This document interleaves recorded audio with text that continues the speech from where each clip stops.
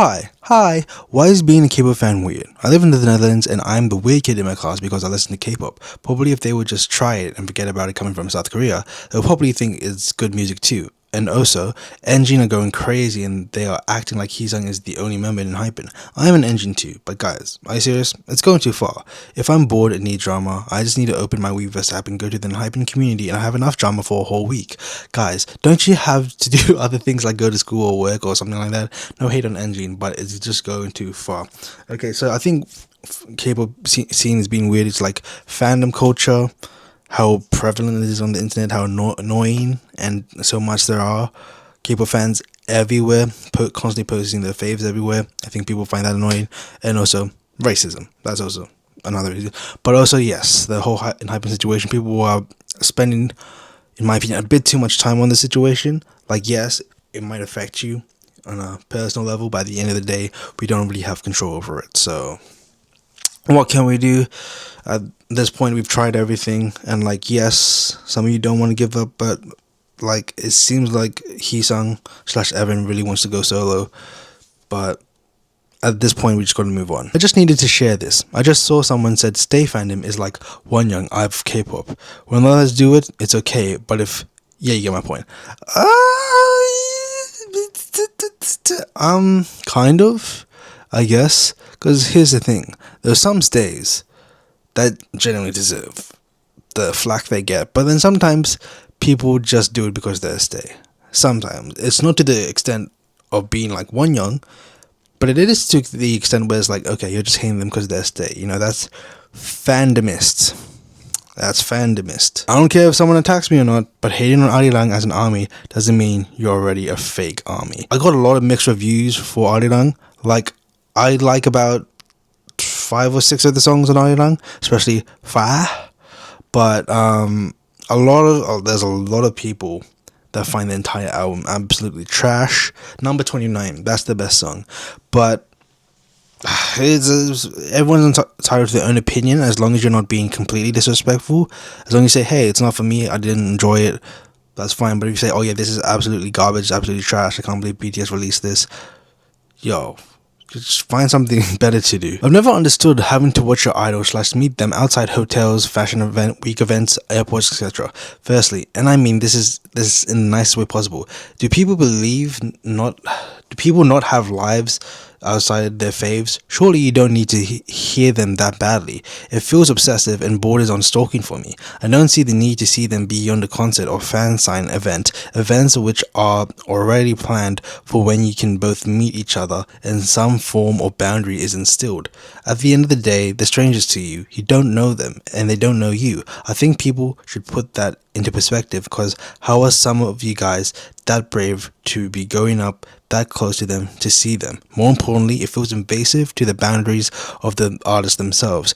Not trying to invalidate the love fans have for their faves, but it's important to set boundaries and ensure it's grounded in realism and not obsessiveness. Great use of words, fantastic sentence construction, great writing.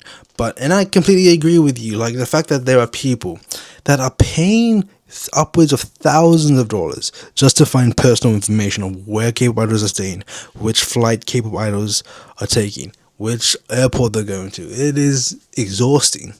It is insane. They need to stop, and it's illegal. So stop.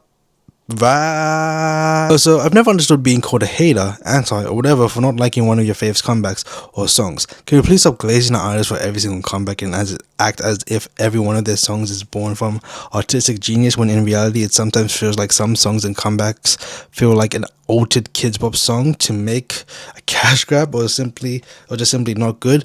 I'm not going to name particular groups because I don't want to start drama. Well, I guess this opinion is bound to start it regardless, but I digress. But also, I don't think this issue pertains to one group in particular. People should be allowed to criticize their favorite music objectively without being called every name under the sun. It's okay to have an opinion. Stop being so butthurt in such pathetic meat writers the second someone says your fave's comeback isn't good, even if it's from another fan, the same group chat slash artist. I like to follow this up by saying that just because the comebacks are bad, it is by no means a reflection of the artist's talent or skills.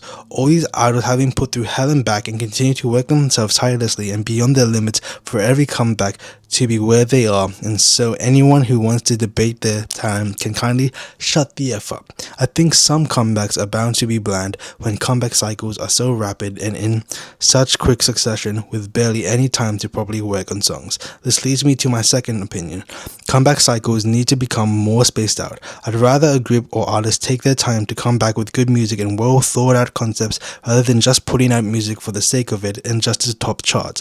I think because everything is so back to back in terms of releases, promo, etc., many people don't seem to realize the workload put in onto these idols, and everything we get is just devalued into content slash entertainment.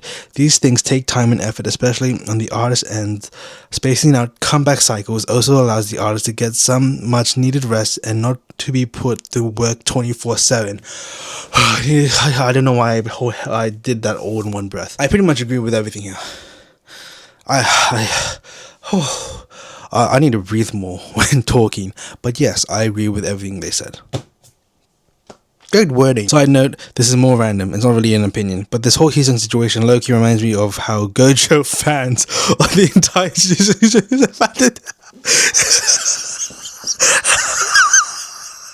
He's not coming home, guys. Also, yes, I'm absolutely certain people would have jumped Gege if they knew his address, and they would have actually sent trucks to bring Gojo back too. I'm just an engine, and he's biased at that, trying to cope out here with humor or whatever. Brain brothers, please don't come at me. Please be right back. I'm not trying to take any sides in the situation. I'm not gonna get into that discourse. I will say it reminds me of Jujutsu Kaisen fans of the 236. That's my only opinion. Thanks for coming to my TED Talk.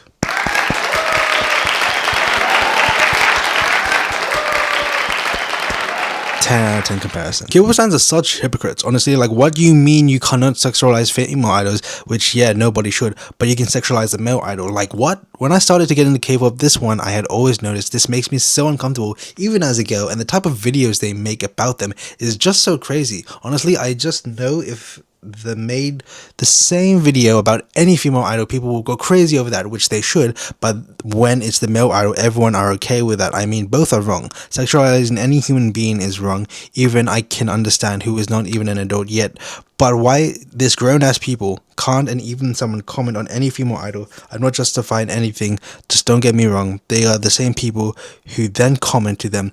Why are you even looking at there? But when it comes to male idols, they'd be like, I can't take my eyes off. I know I shouldn't look, but I can't help myself. I mean, maybe you should just learn to respect. I mean, seriously, it makes me so mad, like, genuinely, and it's just so bad. I mean, even teenagers also doing the same thing, which I don't know, should I say it's a little alarming for their future, and that includes minor idols too, which is so worse. I mean, I'm guessing can't we just stop sexualizing anyone and just be happy, because genuinely, what the F. That's it. I just wanted to talk about, as I don't really see anyone talking about it, so that's why I wanted to share my opinion. And also, English is not my first language, so I'm sorry if you had any trouble reading it, by the way. Love your vids. Thank you very much for loving the vids. And yeah, here's the thing. Women, unfortunately, get over-sexualized, very sexualized, in any form of media, especially this day and age, with social media. But men too, but people overlook it, as men are usually seen as like sexually driven animals. And although yes, there are a lot of men that tend to be sexually driven animals, the average guy you bump into wouldn't want that. Like, the average guy you bump into, if you bump into people like, hey, let's have sex, we're gonna say no. We don't know you. You're a stranger. You just came up to us, be like, hey, let's have sex. I would run. I would book it. I would get away from there, right? Because here's the thing. A lot of these idols, yes, they're doing like sexy movement and all that, but then there are just some male idols that are just doing a normal dance in like t-shirt and jeans. And then, for some reason, the person that uploaded it zoomed in on the crotch, being like, I'm happy they wore these jeans, and then the comments are like, oh my gosh, this is the best thing I've ever seen. Why is this video 12 hours long? Oh, now this is what I call new jeans. Like, no, it's not that. Stop it. You shouldn't be doing that. Like, that is insane. And here's the thing. Sometimes it is okay to like talk about these idols if that's what they are trying to portray. Like, there are some K-pop groups that like have a sexy concept and a sexy song, and they want to like be seen as sexy, and that's okay. You know, that's actually empowering, whether they are a male or a female. But sometimes there are idols, especially minor idols, that just want to perform, and then people are just taking it the wrong way, and those people need to stop. Glad to see Audio Project hate dying a bit. They really have so much talent and potential. Like, what if Annie didn't buy that award? Only Tarzan's problematic, in my opinion. Love you, Colin, so much, by the way. Thank you so much. Yeah, I get so many comments saying like, hey, can you predict Audio Project disband? Here's the thing. They do have a lot of potential. They do have a lot of talent.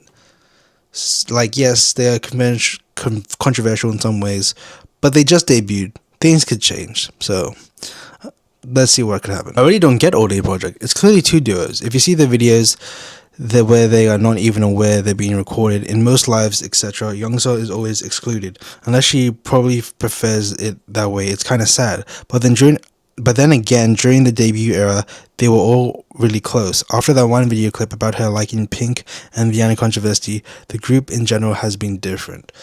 I haven't looked much into Audio Project. I only, like, whenever they have a comeback, I just listen to their songs on Spotify just to see how it is, and if I put it in my top 10 list. But yeah, I don't know what they're like. But here's the thing. At the end of the day, K-pop groups and K-pop idols, they don't have to be besties. They don't have to be best friends. They just have to be at least co-workers. That's a sad fact. That's how it is. And as long as they can work together, get the job done, their K-pop group. Blackpink's Go was so bad, not gonna lie. Don't tell me anyone actually liked that. At this point, YG and Blackpink could care less. Okay, if they could care less, that means they do care. So, joke's on you. Vocals over visuals every day. There are some idols that sing so bad, nothing you could say convinced me that they deserve to debut. Blackpink concert is a shame to society, and they need to disband AF if they're gonna continue like this. As a former Blink, they are just so bland. Jennie looking bored and annoyed every performance. Jisoo's dance is still stiff after almost 10 years in the industry. And the other hand, I'm guessing, and on the other hand, YG giving them the promotions and the shit-ass songs. I understand why Mano went on hiatus. As a dancer, someone who doesn't show up will always be criticized by the members of the group. Although I know that she's not used to it because she's sick, she's European, she's not a professional. So my question is to Hype, why did you cast it in the first place? All they did is just get another factor to be hated and to get more traffic to the group. Idols should be allowed to date, marry, talk to each other on shows, smile, acknowledge each other, etc., etc. I hate when things are acting like they are this fragile dolls that doesn't even have any needs, or how they're not real human. Let them literally breathe. Stop the forced hate and let them love. Okay, that's a lot to take in. Yes, let K-pop idols date, let them get married, let them love, right? And yes, I agree. Vocals over visuals. If I were to make a K-pop group from bottom to top, I would focus on the vocals first, right? And it's just the stuff in the, like, yes, with the whole Mano thing, it could be indications why she's on hiatus and all that, but I'm not gonna say anything. Also, the fact that she's European, I don't understand that point, or how that relates to her work ethic. I'm not really in the loop on that, so I don't get it. And with Blackpink concerts, it sounds like Blackpink concerts aren't that exciting, according to my opinions. But then when they come to Melbourne, apparently they're extraordinary. But apparently Jennie did leave the concert early to go get hot pot, apparently. But I didn't go because I'm not a concert person. But yeah, that's very insightful. I can't wait for N-Team comeback in April. It falls actually 2 days after my sister's birthday and 11 days after mine, funnily enough. I would consider myself a big fan and love the group, but when people ask what group I like in K-pop, I usually just end up saying long shot, since N-Team is technically J-pop but has a K-pop album. Not to mention N-Team is quite underrated as a group. Like, yes, I do think they have many fans, but it's also quite all over the world, and I used to think that Chorus fans were hard to find in the country I live in, but now that I'm an N-Team fan, I realize that is not the case. I used to think that was something weird, since most of the groups I stand before were that were popular. N Team was really my first time experiencing a more underrated group. And the one thing I can say is I love Lune. Like, one of the first fandom I agree with most of the time. Obviously, it was a long shot, but you know, I hope nothing for the best for N Team, and I'm proud to call myself a Lune. That is adorable. You know, N Team, they're great. Love them. They're great. I'm not a Lune, a Lune. I don't know if I'm pronouncing it correctly, but they're great. Love N Team. Hi, so this might be controversial, but I've been noticing stays criticizing BTS's comeback so much, saying it's westernized and whatnot. First of all, the album is about them going back to their roots. You all didn't even bother listening to the whole album. And plus, why are you, I mean the stays, so invested? You're not even an army, bro. Low key, some stays, I repeat some, because I saw a lot of them in swim music videos comments, are threatened by BTS. Is that what it is? Chill, bro. I get why K-pop is seen as so competitive and all that, but like, as long as they can release songs, it doesn't have to be a big competition. Yes, there's their songs at the end of the year, and then there's like music show awards, like number one wins. But at the end of the day, it's not that deep. Let's just enjoy the music. I think that most third gen groups are going to stop group activities or disband soon or do solo careers. I don't think that's the case with BTS. I think they are going to do more solo stuff, but I don't think they're going to like disband or anything. I think they're going to have like one comeback a year. Blackpink, possibly. I don't think so for Twice. 17, I don't think at all. Not at all, I don't think for 17. Who else is there? Monster X, I think they're gonna stay more together, but do some solo stuff. That's all I can think of right now. EXO, I don't know. I never know what's happening with EXO. Hello, I was the one who wrote the K-pop opinion that involved my notes being 98% words of affection for ENHYPEN. I watched the video where you read it, and honestly, I am doing a little better than I did during the week of March 10th. But this is my confession. I love my 7 boys very, very, very much, but I felt so guilty to admit that honestly, supporting Heeseung on a solo album is going to be a lot easier for me than supporting ENHYPEN as OT6. I am going to always support both no matter what, because they all mean the world to me. And of course, before anything, I want them to be 7 again. That's my number one priority, and wish any day, any minute, any second. But for now, until he returns, I am so guilty to admit that I'm having a hard time watching and supporting ENHYPEN as 6. At least while supporting Heeseung, I can gaslight myself into thinking he's still in ENHYPEN and this is just a solo he's releasing on the side. But supporting ENHYPEN as 6, streaming the album and MV without Heeseung in it, is going to be extremely hard for me. A lot of ENGENEs are trying to support both until Heeseung returns, and that's what I plan to do as well, because they have helped make my life better and I can't imagine leaving them. But even thinking about it makes my heart break. Heeseung, please come back. Yes, like, ENHYPEN are great. They created an empire as 7, but Heeseung, he's going solo. ENHYPEN are now 6.